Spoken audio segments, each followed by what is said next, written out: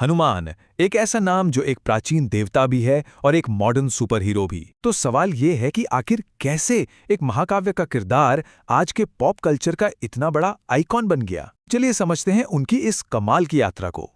जरा सोचिए, साल था 2005 जब भारत की पहली एनिमेटेड फीचर फिल्म रिलीज हुई, हनुमान। और जानते हैं क्या हुआ? ये फिल्म इतनी बड़ी ब्लॉकबस्टर बनी कि इसने उस महीने रिलीज हुई सलमान खान और संजय दत्त की फिल्मों को भी पीछे छोड़ दिया। ये वाकई एक जबरदस्त कामयाबी थी। इस कामयाबी ने एक बड़ा सवाल भी खड़ा किया। भाई, एक प्राचीन वानर देवता आज के जमाने के बच्चों और बड़ों के इतने पसंदीदा सुपर हीरो कैसे बन गए? उनकी इस अद्भुत यात्रा के पीछे आखिर क्या राज है? तो इस सवाल का जवाब खोजने के लिए चलिए पहले आज के जमाने से ही शुरू करते हैं और देखते हैं कि मॉडर्न इंडियन मीडिया में हनुमान की जगह क्या है। यहाँ एक बहुत ही दिलचस्प पैटर्न देखने को मिलता है। जब भी इंडियन एनिमेशन या गेमिंग इंडस्ट्री ने कुछ नया करने की कोशिश की, चाहे वो देश की पहली एनिमेटेड फिल्म हो या पहला बड़ा वीडियो गेम, उन्होंने अपने हीरो के तौर पर अक्सर हनुमान को ही चुना। वो हमेशा से पहली पसंद रहे हैं। लेकिन ये जो मॉडर्न सुपर हीरो वाला अवतार है ना, ये तो कहानी की बस शुरुआत है। उनकी असली पहचान और ताकत की जड़ों को समझने के लिए हमें हजारों साल पीछे जाना होगा, वाल्मीकि रामायण के पन्नों में। तो कहानी है वाल्मीकि रामायण की। जब राजकुमार राम की पत्नी सीता का अपहरण हो जाता है, तब उनकी मुलाकात होती है हनुमान से। और बस यहीं से हनुमान राम के सबसे भरोसेमंद साथी के रूप में कहानी का एक अटूट हिस्सा बन जाते हैं। देखिए, वाल्मीकि के रामायण में हनुमान एक परफेक्ट सहयोगी हैं। एकदम वीर, साहसी और राम के प्रति उनकी निष्ठा अटूट है। वो कहानी के लिए बहुत जरूरी हैं, पर यहाँ वो हीरो नहीं, बल्कि हीरो के सबसे बड़े हेल्पर हैं। तो फिर सवाल ही उठता है कि एक वीर सहयोगी से एक प्रमुख देवता बनने का ये सफर आखिर कैसे तय हुआ? और यहीं से उनका ट्रांसफॉर्मेशन शुरू होता है। रामायण में वो एक दिव्य वानर और राम के साथी थे, लेकिन बाद के ग्रंथों में, जैसे पुराणों में, उनका दर्जा बहुत ज्यादा बढ़ गया। उन्हें भगवान शिव का अवतार और पवन देव का पुत्र कहा जाने लगा, और वो खुद एक शक्तिशाली देवता के रूप में स्थापित हो गए। अब ये पुराण क्या हैं? दरअसल ये वो ग्रंथ हैं जिन्होंने रामायण और महाभारत के बाद देवताओं की कहानियों को और आगे बढ़ाया, उन्हें विकसित किया और आम लोगों के बीच उन्हें पॉपुलर बनाया। हनुमान के किरदार का विकास भी इन्हीं पुराणों से हुआ। और ये बदलाव सिर्फ किताबों तक ही सीमित नहीं था। 11वीं सदी की ये चोल काल की मूर्ति इसका एक बेहतरीन सबूत है। जरा देखिए, यहाँ हनुमान को लगभग इंसानी शरीर में दिखाया गया है। सिर्फ चेहरा और पूंछ ही उनकी वानर पहचान बताते हैं। इससे पता चलता है कि उस समय तक वो एक प्रमुख देवता के रूप में पूजे जाने लगे थे।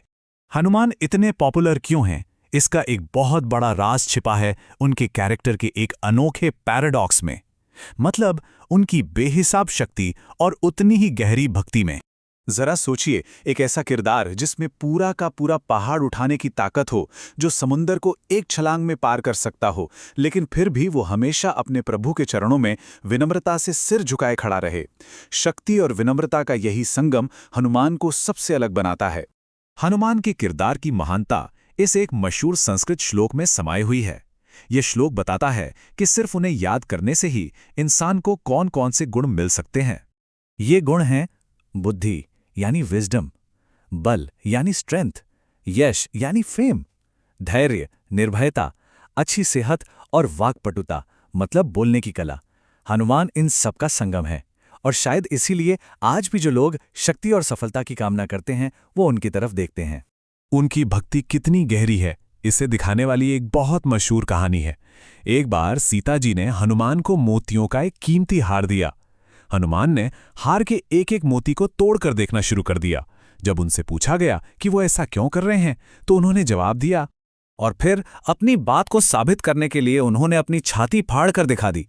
कहते हैं वहां मौजूद सभी लोगों ने उनके धड़कते हुए दिल में भगवान राम और सीता की छवि देखी।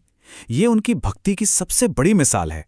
तो शक्ति और भक्ति की इन कहानियों से निकलकर अब वापस आज के दौर में आते हैं और ये समझने की कोशिश करते हैं कि हनुमान आज भी इतने रेलेवेंट क्यों हैं।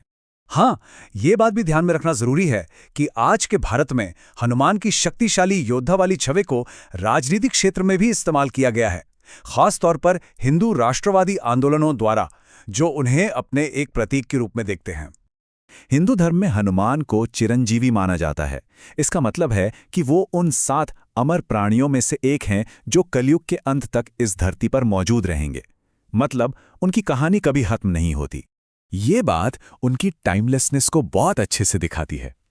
उनकी अमरता का सबसे बड़ा सबूत यह है कि वो रामायण के हजारों साल बाद एक बिल्कुल अलग युग में महाभारत के किरदार भीम से भी मिलते हैं। उनकी कहानी किसी एक युग में बंधी हुई नहीं है। तो हनुमान के एक वीर सहयोगी से एक पूजे जाने वाले देवता और फिर एक मॉडर्न सुपर हीरो बनने की ये पूरी यात्रा हमें एक बहुत गहरे सवाल पर लाकर छोड़ देती है। जब किसी संस्कृति के देवता सुपर हीरो का रूप लेने लगते हैं तो वो संस्कृति असल में क्या खोज रही होती है? क्या वो शक्ति खोज रही है, सुरक्षा, या फिर अपने पुराने आदर्शों को एक नए जमाने में देखने की इच्छा? ये एक सोचने वाला सवाल है।